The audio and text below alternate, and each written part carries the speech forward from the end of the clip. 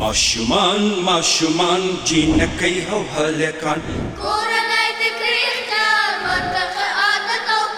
پاملرنه د تعلیم ام روغتیايي د ځان نظافت هم اړین دی تغذیه هم چنان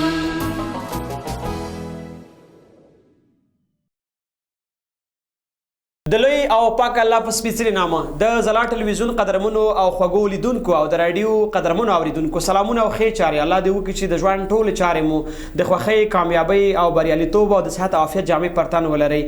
د رڼا په لور ګردی میز چې د بېلابېلو روغتیایي موضوعاتو په تړاو همیشه جوړیږي او هره اونۍ موږ له یو ډاکټر صاحب سره د یو تړلې موضوع په تړاو خبرې کوو د خپرونې کوربه زه ظاهر الله ظهیري یم او دا وار بیا هم په ډېره یو مهمه او اساسه موضوع باندې غواړي خبرې وکړو چې د زموږ د لیدونکو او اوریدونکو لپاره ډیره مهمه ده د نن خبرونه د بحث موضوع مو د په روغتون کې زیګون یا په کلینیک کې زیګون څه ویل کیږي څومره مهم پړاو دی ولې ډیری خلک دایا یا کلیوالي خد چې آلته ولادت ورکوي حالت زیات دي مخنیوي څنګه کولای شو او هغه کوم خطرونه دي هغه مېرمنې چې په لورو پرتو سیمه کې دي او په کورونو کې ولادت ورکوي د همدې موضوع په تړاو قدرمن ډاکټر صاحب یادونه هم کوم چې همیشه په بیلابېلو موضوعاتو کې دوی زموږ لیدونکو او اوریدونکو ته خورا مهم موضوعات وړاندې کړي دي او هغه لیدونکو چې موږ ته کوم بیرته فیډبیک را کړی دی د دغه موضوعاتو نه زموږ لیدونکي او اوریدونکي د بیلابېلو لارو پیغامونه را کړي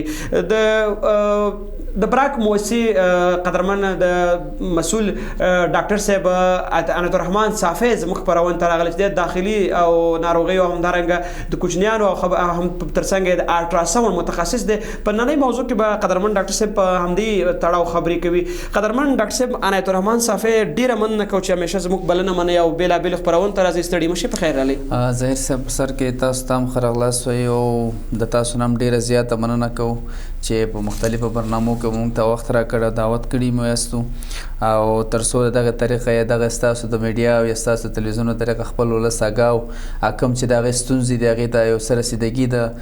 که عامه پوهاوی وي یا که کوم ناروغتیا او شیان ولري زموږ له طریقه پوه شي نو ډېره زیاته مننه کور مو ودان خوشحاله اوسئ ډاکټر صاحب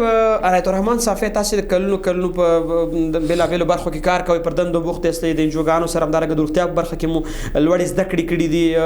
بیا د الټراساوند متخصص هم یاستئ ډاکټر صاحب دا بحث په دې راپیل کړو زیګون په کلینیک کې یعنې په څه معنی دغه کومه پروسه ده څه دي زیګون په کلینیک کې ظاهر صاحب ډېره زیاته مننه که زه ووایم چې هره برنامه کې زه همدا یادوري کوم چې ولا دا به هم به موضوع مخه ټاکلې دا مخه ټاکلې ټولې ښې دي خو دا ډېره مهمه ده دا په دې معنی مهمه ده چې لیدونکي به هم وایي بعضې د صحت ملګري به هم وایي چې ډاکټر صاحب هر برنامه کې هم دا وایي چې ولا دا ډېره مهمه موضوع ده دا ډېره مهمه موضوع ده موضوعګان د صحت چې دی عموما کې صحت ټول مهم دی خو دا موضوع خصوصا زموږ چې کوم د ښځینه طبقه د هغې پورې تړل شوې ده او په ټولنه کې د ټول افغانستان په سطح باندې دا یو مشکل او جنجال او د روغتیا برخه یې ټکنۍ کړې ده هغه د ښځینه نسایي ولادي برخه چې کومه ده زیګون په روغتون کې یا زیګون په کلینیک کې یا په انګلیسي کې ورته انسټیټیوشنل ډیلیوري هم وایي چې دا یو ډېر مغلقه او هغه پروسه ده چې په دې معنی سره به موږ بحث وکړو چې خلکو ته آګاهي وشي چې ته زیګون په کلینیک کې څه اهمیتونه لري څه کېږي څه نه کېږي نو په سر کې بس دا زیګون په کلینیک کې د نوم نه معلومیږي چې ولادت یا د ماشوم پیدایش یا دنیا ته د یو ماشوم راتګ په شفاخانه کې په کلینیک کې یا د یو روغتیایي مرکز کې چې د ماشوم روغتیا د مور روغتیا په هغې کې خوندي وي د یو روغتیایي ټیم لخوا ترسره کېږي چې په روغتیایي ټیم کې یا نرسان وي یا قابلهګانې وي یا ایم ډي ډاکټرانې وي او که چېرته نور داسې جراحي ډاکټران یا متخصصین ته پکې ضرورت پیدا کېږي نو دا ټول په دې کې شاملېږي چې زیګون په روغتون کې مطلب هم دا دی چې د یو صحي مرکز کې د صحي کارکنانو لخوا یو خور ته یو مور ته یو زنانه ته یو ښځینه ته ولادت ورکول کېږي نو معنی یې همدا ده چې زیګون په روغتون کې یا زیګون په کلینیک کې نو مهمه برخه ده د یو ښځینهو لپاره خصوصا یا د روغتیا لپاره نو اهمیتونه په ګټو باندې به سره وروسته غږیږو چې څه اهمیتونه لري کم ګټې لري ټولنې ته کم پیدا ده څه دي څه نه دي. نو په دې برخه کې باید زموږ او ستاسو ټولنه وهڅول شي چې زګون باید په کلینیک یا روغتون کې ورکړي شي. ډېره مننه قدرمن صافی صاحب. راځو د اهمیت په اړه اوس پوهېږو چې دا مو وپېژنده خو اوس د څومره مهم دی د زیږون اهمیت په کلینیک کې؟ ظاهر صاحب اهمیت ډیر زیات دی. که موږ تاسو ګورو په افغانستان کې که WHO ریسرچ کړی وي که یا د یونیسف له طریقه شوی وي هر چا چې ریسرچ کړی وي زموږ خپله د وزارت صحت عامې چې کوم ریسرچ دی او کوم سیستم د دې پبلک هیلث روان دی نو په ټولنه کې ډیره فیصدي مرګ او مرسي مطلب یا دغه چې د فیصدي حساب باندې چې واچو د مور او ماشوم د مړینې کچه ډیره زیاته ده او علتونه باندې به هم وغږیږو چې ولې زیاته ده. مهرباني. نو اول سر کې دا ویو چې اول د مور او ماشوم د مرګ هغه کومه فیصدي چې ده د مړینې کومه فیصدي چې ده دا راکمیږي. اهمیت یو دا دی. بل د ماشوم د روغتیا لپاره یو ګټوره پروسه په شفاخانه کې ترسره کیږي. د مور دپاره هم یو ګټوره پروسه ده. لکه مور دپاره به زه داسې ویم چې یو مور په شفاخانه کې چې ولادت ورکوي نو د هغې هغه سپسي انټي سپسي هغه د میکروب ضد چې کوم اهتمامات دي هغه نیول کیږي په دې شفاخانه. بله بله. که هغه کوم سیټ د جرۍ استعمالیږي هغه دلته نیول کیږي. که دا مور چېرته کوم فشار تکلیف ولري نور تکلیفونه چې په دې باندې وروسته موږ غږیږو دا مشکلات ولري دا دلته د یو ډاکټر یا د قابلې لخوا دا معاینه کیږي ترسره کیږي. که چېرته ماشوم پیدا شي هغه خپل ابګاسکور په حساب باندې یو طبي اصطلاح ده چې په هغې کې مطلب د ماشوم قوارې ته کتل کیږي هغه د زړه ضربان کتل کیږي هغه جل ته کتل کیږي که نه او یا مطلب دا دی چې هغه کوم څه شی تیر شوي وي اوبه هغه خپل د ولادت په وخت کې هغه کومه مایع چې د هغه تیره شوي وي نو که چېرته په شفاخانه کې وي خو یو قابله یو نرسه کولی شي چې هغه د سکشن ماشین په واسطه باندې یا که چېرته ماشوم همداسې موږ تاسو وایو چې ماشوم والا پیدا شوی دی او جړای چې ونه کړم ګب کې پروب دی په اول وخت کې برت اسپیکسیا هغې ته وایي نو هغې وخت کې په کور کې خو موږ تاسو خو دې ټولنه خو زموږ باسواده ټولنه نه ده هغه نشي کولی که ماشوم هغه اول وخت کې هغه برت اسپیکسیا ته تللی وي خو قابله کولی شي چې خپل کوم مانوري دي او CPR او شان ورته کولی شي خو په کور کې نه کیږي. نو اهمیتونه هم په عموما کې هم دا دی چې د مور او د ماشوم هغه د مړینې کچه کمولی شي دا موږ سره. قدرمن صافی صاحب ډیره زیاته مننه ده. د کلینیک زیږون کتنه یا د مور او ماشوم روغتیایي ساتنه څه ته ویل کیږي؟ ګوره ما مخکې چې خبره وکړه چې ګټې لري اهمیت یې دا هغه وګڼه اوس هماغه ګټو ته راځو چې په مور کې کمې ګټې لري بلکې د په زیږون کې په کلینیک کې زیږون او د ماشوم دپاره کمې ګټې لري. اول د مور هغې ته به راشو. ګوره چې مور هغې ته راشو مور چې کله یو شفاخانې ته راشي هلته قابله شته هلته ډاکټره شته هلته وسایل شته هلته جراحي متخصص شته لیبارټري معاینات شته تلویزیوني معاینات شته بله د هرې برخې نه یو کمپلیکس دي ته دا راغله هرې برخې نه شفاخانه پوره ده. نو که دا مور کومه ستونزه لري مور خو نه پوهېږي چې زه دغه ستونزې ته مخ پر مثال دا مور چې کېږي د فشار لپاره چېرې دا فشار تکلیف لري که نه لري فشار یې جګ دی که ټیټ دی چې هغه زموږ بیا د اکلمسیا او پریکلمسیا موضوع ده چې دا لري که نه لري. یو بل دا دی چې د مور ته طبعا دردونه وي دا خو سخته پروسه ده د وخت کې دردونه ډېر زیات وي د مور ته د درد ضد درمل ورکول کېږي یا مور چې د روحاً آماده کېږي فزیکل نه آماده کېږي هغې ته هغه کونسلینګ کېږي خبرې کېږي او تر څنګ یې الټراساونډ ډېره مهمه معاینه ده چې دې ته الټراساونډ وشي چې یاره دا مور چې کومه ده دا نارمل ولادت ورکولی شي که نه شي ورکولی. د ماشوم وضعیت پکې ګورو موږ تاسو بله چېرې دا ماشوم چې کوم دی دا په نارمل ولادت کیږي که نه کیږي چې هغه به وروسته بېله موضوع ده چې دې پسې بیا زه هغې باندې بحث کوم چې یو نارمل ډیلیوري ده بل چې دی نارمل یا د طبیعي ډیلیوري هغه نه کیږي یا ولادت نه کیږي په هغې به هم بحث وکړو. په همدغې وخت کې چې دی دا معلومیږي چې یاره ماشوم په کوم وضعیت کې دی موقعیت یې څنګه دی د ولادت لپاره آماده یو موږ که نه یو نارمل یا طبیعي ولادت کیږي که نه کیږي دا یو مسله شو. بالکل ډاکټر صاحب. بله مسله چې کومه ده د ماشوم لپاره ده مور د پاره خدا پیدا شي ماشوم د پاره پیدا دا شولې چې د مور هغه کې دا بل موضوع ده چې هغه کوچې ته ولادت صورت ونیسي د ولادت نرستا خونریزي یا پی پی ایچ ورته موږ بله بله پوست پرتم هیموریج هغه ته ویل کیږي چې رسته د ولادت نه وینه بهیدنه ده نو هغه ته پاملرنه کیږي مور د پاره او په عموما کې هغه ولنې خبره وځ به راوړم دلته چې د مور لپاره سیپسی انټي سیپسی یا د میکروب ضد شرایط دلته دغه کیږي او اجرا کیږي او اصول کیږي یا پلي کیږي چې د منتان یا د میکروب نه د مخنیوي لپاره شبخانه خو پاک ځای دی هغه مراقبتونه تر سره کیږي هغه شرایط چې کوم دلته پلي کیږي نو یو پاک او تعقیم سیټ باندې بل دغه وشي بل دا چې دا کم شان چې استعمالېږي داسې یو سټرلایز وي مطلب تعقیم شوي شیان نه استفاده دلته کیږي بلکې ماشوم پیدا شي د ماشوم لپاره اولنۍ هغه خبره ده چې په کوم طریقه باندې کیږي نارمل ده که اب نارمل ده موږ دوه قسمه ډیلیوري لرو یا دوه قسمه ولادت لرو چې یو طبیعي دی همدغه کانال د لارې ماشوم چې دی هغه د سر یا دغه هډ برخه مخکې وي او هغسې د قابلې ډاکټرې د مداخلې په واسطه یا ایم ډي ډاکټرې د مداخلې په ذریعه باندې همغه مور سره کومک کیږي او نارمل طبیعي لارې باندې دا ولادت صورت نیسي دې ته موږ نارمل ډیلیوري یا نارمل ولادت یا طبیعي ډیلیوري یا طبیعي ولادت ورته موږ تاسو وایو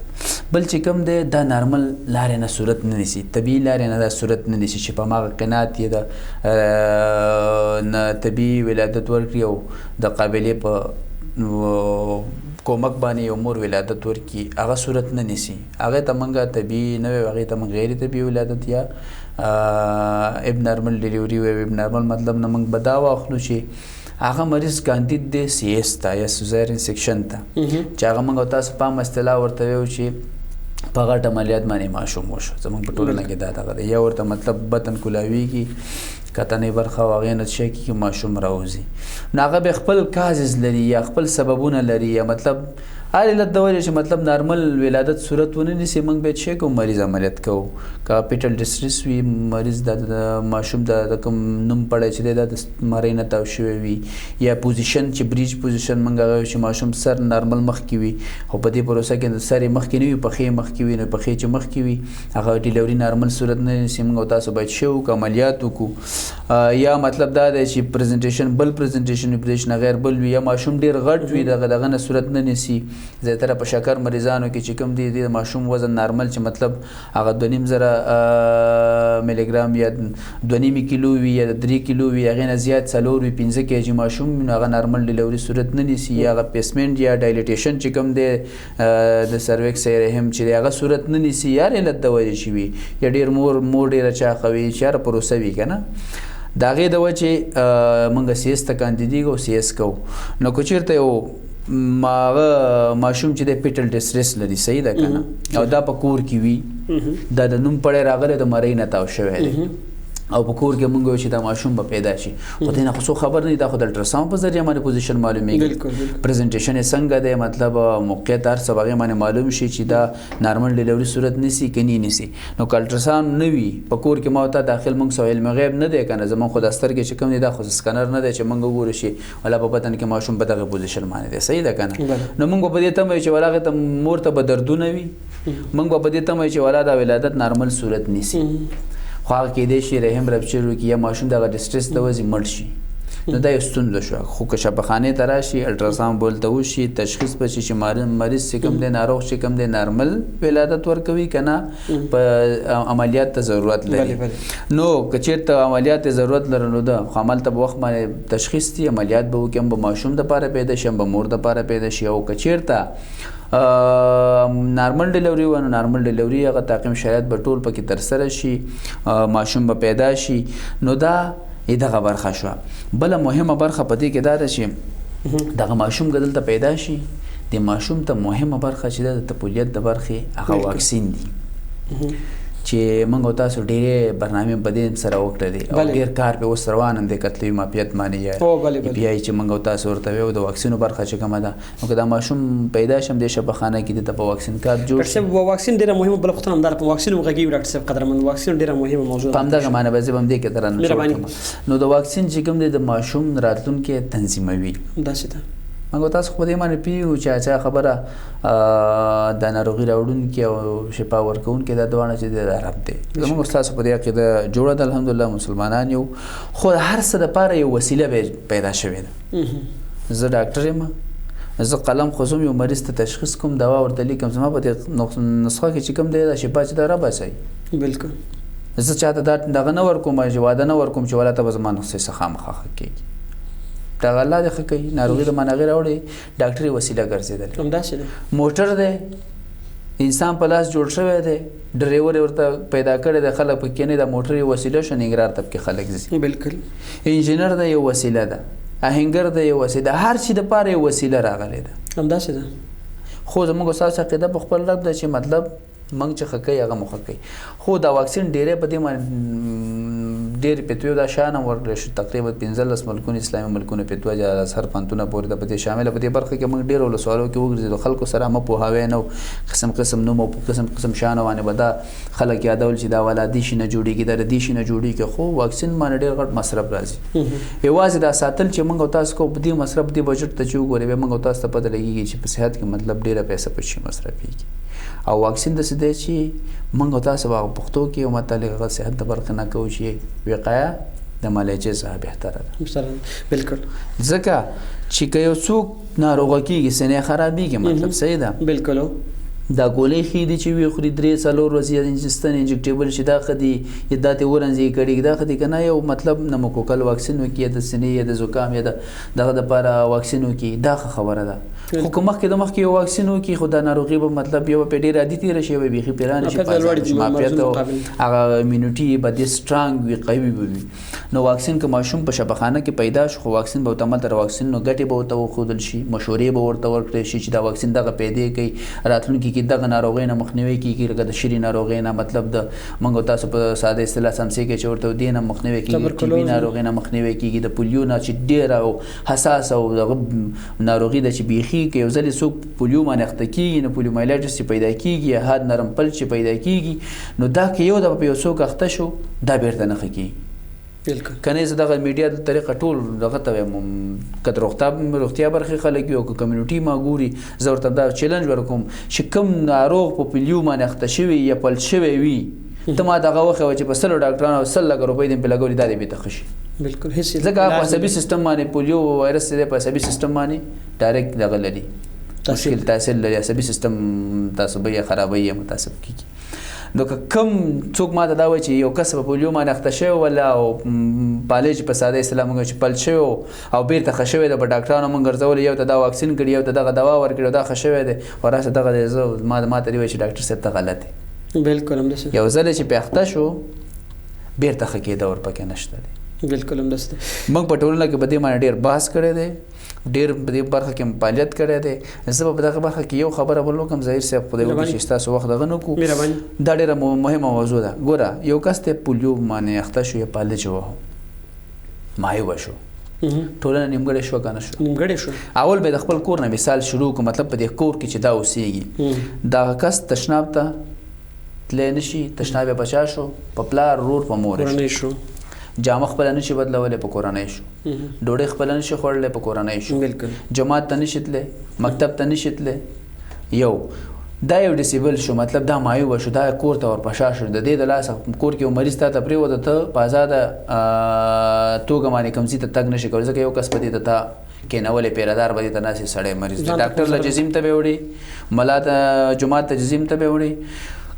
دو ورونه دي په یو کور کې یو روغ دی بل مایوبه دی دا روغ ځان ته لباس هم خپل اخلي مکتب ته هم ځي ډاکټر انجینر هر څه جومات هم کې خو دا بل چې کوم مایوبه دی خو دا به زړه نه خوري بالکل خو همدغه ټولنه کې چې بیا سبا له دا راځي چې په دې باندې پوه شي چې واکسین او شی او یې پلار ډېری خلک نه پلرونه مخنیوی کوي د دې چې واکسین نه کوي خو د پلار ته به مزار کوي په پلار هم بوج شو ټولنه باندې هم بوج شو هغه خبره ټولنه پرمختګ نه کېدی شي دا روغ په یو سالم یو ډاکټر انجینر یو معلم یو کارګر هر فرد چې جوړ شوی یو خبره غریب کار کوم دا یو کسب خو به کولی یو کار خو به کولی د کور د خدمت یو جوګه خو به ولس په دې سره پرمختګ کړی وی مخکې بدللی وي نو زما عموما خبره په همدې کې ده چې واکسین یو بهترینه او ښه درمل دی مطلب ښه وقایي پروسه ده چې مطلب د ناروغیو نه موږ او تاسو پې مخنیوی د ډاکټر صاحب ډیره مننه خوشاله اوسئ د ځلا ټلویزیون قدرمنو لیدونکو او د راډیو درنو اوریدونکو تاسو همدا شیبه د ځلا راډیو ټلویزیون څخه د رڼا په لور ګرځي میز ګوري چې د خبرونې د باس موضوع مو د زیږون په روغتون یا کلینیکي په همدې موضوع مو په خبرونه کې ململ لرو ډاکټر صاحب عنایت الرحمن صافی ململ ډاکټر صاحب په کلینیک کې د زیږون څخه وروسته ماشوم ته د مور شیده یو وخت کې به ویل کېده چې د لومړیتوب یا د اول وخت چې په ساده اصطلاح په عامه اصطلاح موږ ورته وارګه وایو هغه ضرر لري او دا د روغتیا پالنې وروستۍ نتیجه او وروستۍ څېړنو دا وښودله چې تر ټولو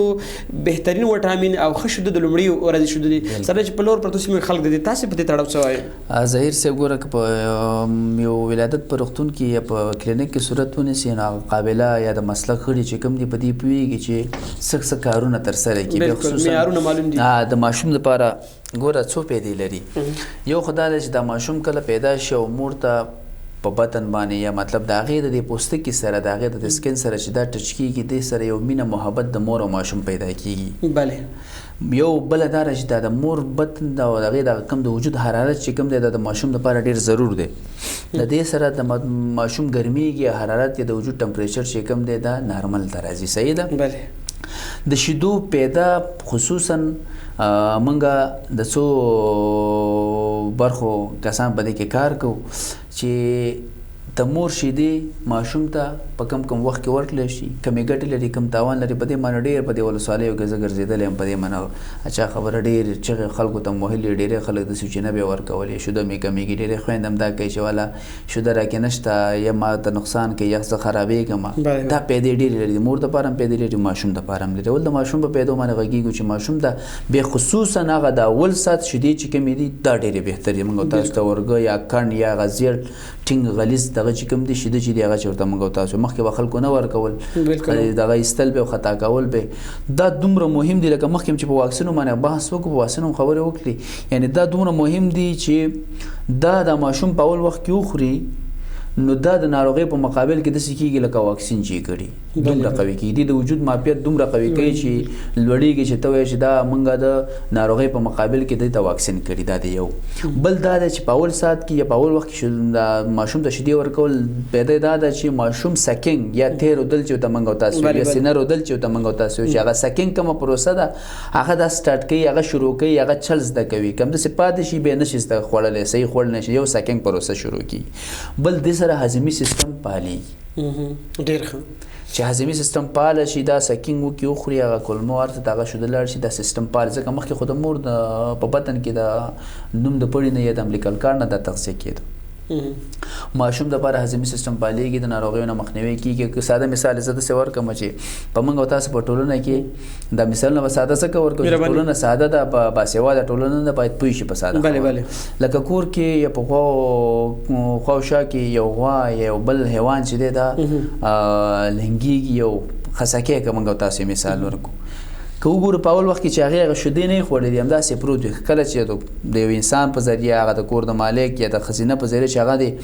د غوا د غولانځې ته واچول شي او هغه شیدې د مور وخوري هغه ورګۍ وخوري موږ او تاسو چې ساده اصطلاح ورته ورګه وایو هغه وخوري خسکې چې هغه کله موړ شي داسې منډې رامنډه اول ګرځېدی نه شي نو دومره په سکندونو کې الله دومره قوت دی کې اچولی چې د واره منډې رامنډې او چیغې ورمباړې شروع کړي بالکل نو دومره پیدا د ماشوم دپاره کوي او هم دغه دپاره وبخښه هم د مور دپاره پیدا کې چې هغه د رحم بیته نارمل حالات ته ځي د بعضې هورمونونو تغیراتو په دغه باندې ضربې تحمل نه اخلي نو مور دپاره هم پیدا ده که چېرته دا ماشوم ته شیدې ورنه کړي او هغه قابله د هغې ته دا ګټې او تاوان نه بیان نه کړي دا فایده په کلینیک کې شته دی همدا ټولې خبرې کلینیک په کور کې خو نشته دی بین په سینه کې موږ او تاسو ساده اصطلاح سره چې هغه شیدې غونډېږي او غوټه پکې جوړېږي او تب او شان درد پیدا کېږي نو دا ټولې مسلې چې دا د مور او ماشوم دپاره ډېرې پیدامنې دي خصوصا د شیدو په برخه کې مطلب چې هغې ته عامه پوهاوی هلته کېږي ګټې ورته بیانېږي ماشوم ته د مور ته ټولې طریقې هلته ښودل کېږي نو د هورموني تغیرات چې کوم راځي رحم بیته نارمل حالات ته چې راځي نو دا ټولې پیدې په کلینیک کې شته دي ډېره مننه ډاکټر صاحب د خپرونې وروستۍ شېبې هم دي ډاکټر صاحب په کلینیک کې د زیږون خدمات کوم یو دي که دا لنډ تشریح کې زموږ لیدونکو ته په لنډه توګه البته کوم خدمات په روغتون کې زموږ لیدونکي اورېدونکي په دې پوه شي چې هغه کلي کې ځینې مېرمنې د آیا په نامه چې کلیوالې مېرمنې اول ته ولادت کوي هغې کورونو ته ځي نو تاسې هم کوم خدمات روغتون لري ګوره اول خو ظهیر صاحب په دې موږ په لرې تراپي ساحې چې کومې دي کې د سیتامې له طریقه هلته اپیچه چې ورته وایو که نه پیمل هیل هاوسې چې کوم دي هغه جوړې شوي دي یا صحي رضاکاران یې موږ لرو کو دې رسیدګي نشي کولی که یو مور مطلب په کلینیک کې زیږون ورکوي د مور دپاره مخکې مې خبره یاده کړې همغه ګټې ته زه اوس هم وایم بالکل چې کوم خدمات وړاندې کېږي ګوره پاک سټیرلایز تعقیم شوي وسایل کسیټونه هر څه دغه کېږي مور زیږون ته آماده کېږي چې زیږون بیا خپلې مرحلې لري مرحله کې چې اوله مرحله چې کومه ده د درد او دغه مرحله شروع کېږي زیږون ته آماده کول دي صحیح ده که نه چې هغه الټراساونډ او شیان پکې ټول ترسره کېږي دا وسایل دلته شته مور تشخیص کېږي ماشوم په کوم موقعیت کې دی کوم پریزنټیشن کې دی نارمل ډیلیوري یا طبیعي ډیلیوري نسیږي یا پروسیجر یا جراحي عملیه پې سرته رسېږي یا CS کېږي یو بله دا تشخیص دویم مرحله د زیږون مرحله ده چې ماشوم پیدا کېږي د قابلې په ذریعه باندې مور سره کومک کېږي او نارمل ولادت صورت نیسي ماشوم پیدا کېږي دریمه مرحله ورپکې دا ده چې د مور او ماشوم روغتیا ته پاملرنه کېږي پاملرنه په دې طریقه باندې کېږي چې د مور دپاره چې کوم دی پاک تعقیم شیان استعمال شو که چېرته مور دغه پروسیجر ته ضرورت لري هغه کېږي او تر څنګ یې که چېرته د ماشوم د پیدا کېدو نه وروسته مور ته خونریزي یا وینه بهېدنه پیدا کېږي یا PPH ورته موږ وایو پوسټ پارتم هیموریج چې کوم دی د هغې نه مخنیوی کېږي ځکه په یو کلینیک کې مانې که چېرته یو مور د اوس ولادت په نورستان کې ډېری موږ داسې راوړل شوي دلته چې راورسېږي ماشوم پاتې شي مور بېچاره یې فوت وکړي هغې علت هم دا وي چې هغې باندې خونریزي شروع شوي وي په کور کې بیا په شي باندې بند کړي هېڅ امکانات نشته انجکشن نشته ډاکټر نشته لسریشن یې ورکړی هغه ترمیم بیرته نشته چې هغې کې کوک سوچر وایي هغه نشته ګاز تعقیم وسایل نشته نو په څه شي کوې نو خو په کلینیک کې که دا مسله رامنځته شي قابله شته قابلې ورسره نشي جراحي متخصصه ښځینه لرو نارینه لرو داخله ډاکټر لرو ټولو سره کنسلټیشن کېږي او په شریکه باندې پروسیجر سرته رسېږي دا د مور دپاره پیدا شي ماشوم دپاره پیدا شي د ماشوم دپاره اول دا دی چې سالم به پیدا شي په خیر سره که ماشوم ته د افګارسکور د نظره کوم ضرورت یا اسپیکسیا ورته پیدا کېږي نو هغه به پیدا عملي شي قابله صحي ټیم شته مسلکي کسان شته هغه به زر به هغې ته رسېدګي وشي اکسیجن ورته پکارېږي مایات ورته پکارېږي تغذیې حالات د مور او ماشوم دواړه دلته سنجول کېږي کوم بل مشکل وي ټول هر څه وسایل دلته موجود دي د واکسینو برخه موجوده ده واکسین به ورته وشي د ناروغیو دغه خبره مخنیوی به وشي او تر څنګ به د مور د ماشوم دپاره د مور برس فیډینګ یا د شیدو ورکونه پروسه شروع شي په ښه طریقه باندې نو دا دواړو دپاره دغه غټه پیدا کوي محترم ډېره مننه بیخي وروستۍ شېبو ته راورسېدو څنګه کولی شو چې د زیږون پر مهال د مرګ تاسې ځینې ټول تېره پوښتنه هم دا وه ټول شیان هم ویل چې داسې حالتونه دا امکان دی په روغتون کې چې ماشوم زیږي عمومي څنګه کولی شو د مرګ پیښې کمې کړو د هغه امیدواره میندې چې اولادونه زیږوي څنګه کولی شو د دې مخنیوی وکړو په لنډو کې مخنیوی په لنډو کې داسې زه وایم ظاهر چې دا کومې خبرې مو وکړې په دې باندې عمل کول دي بلې د عامه پوهاوي یا د سی برخه کې دغه برخه کې باید کار وشي خلکو ته پوهاوی وشي چې مطلب ولادت په کور کې مو ورکوي په کلینیک یا په صحي مرکز کې ورکوي او د دغه نه چې دی کمیونټي نه د صحي رضاکاران ګمارل دي چې خلکو ته په ځای ځای باندې او دا ډېر دې برخه کې ډېر کار روان دی عامه پوهاوی کېږي ډېر زر په ټول سیمو کې روغتونونه دي ګرځنده کلینیکونه دي ګرځنده بالکل ګرځنده ټیمونه والا هم اوس په یو کلي کې ګوري چې مطلب دغه ته زنانه د ولادت غواړي بس قابله ورسره شته عمل ته ورکوي نو عامه پوهاوی ډېر مهم دی او په هغه ځای کې د هیلث هاوس جوړول دي نور څه خاص دغه بل برخه کې زه پرې نه غږېږم خو عامه پوهاوی ډېر مهم دی چې دې برخه کې وشي ورته قدرمن صافی صاحب وروستی پیغام مو سره زموږ لیدونکو او اورېدونکو ته د روغتیا پال په توګه چې په وړیا ډول په روغتونونو کې ولادت کېږي